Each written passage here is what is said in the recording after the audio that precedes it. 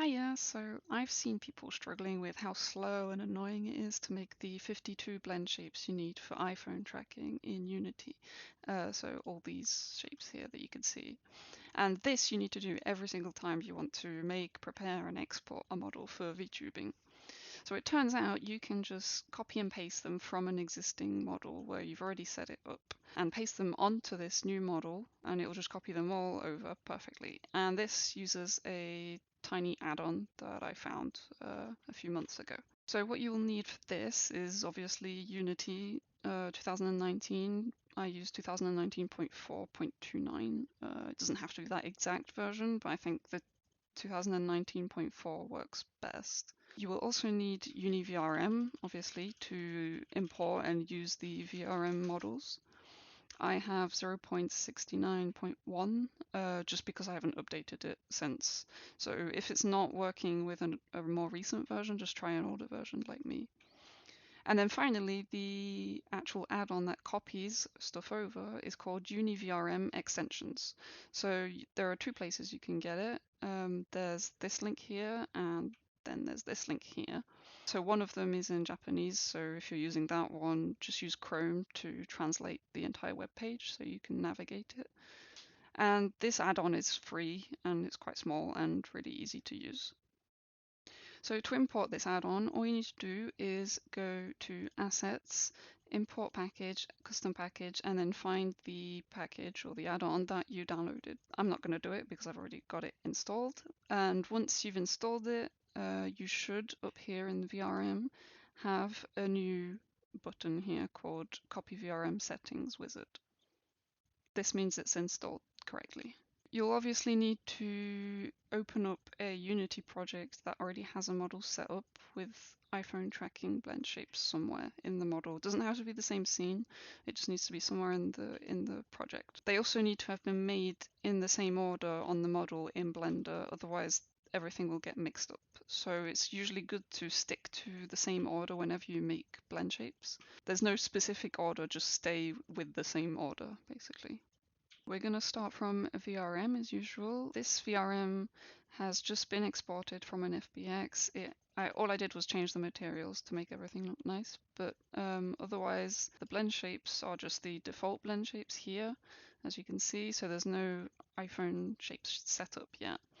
However, they are all in the model, so if you click here, body, and go to blend shapes, you can see all these blend shapes here are just waiting to be set up.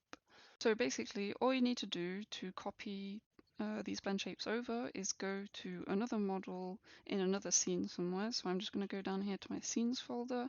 I have different scenes for different commissions I've made. So if I just grab, let me see, Elvina, if I open this scene up by double clicking, I have this model here, and this model already has all the blend shapes set up. So if I just show you blend shapes, there you go. If I click here, I've got all these blend shapes here set up, and they are also in the model, and they're in the model in the same order as my other model that I want to copy to. Now what we're going to do is just click up here in the hierarchy and right click copy, and then go back to your scene, so the original scene, and right click paste, and this will also be in the same scene as the model you want to set up. Once this is in here, all you need to do is up here, VRM, copy VRM setting wizard, click on it, and you'll get this little window.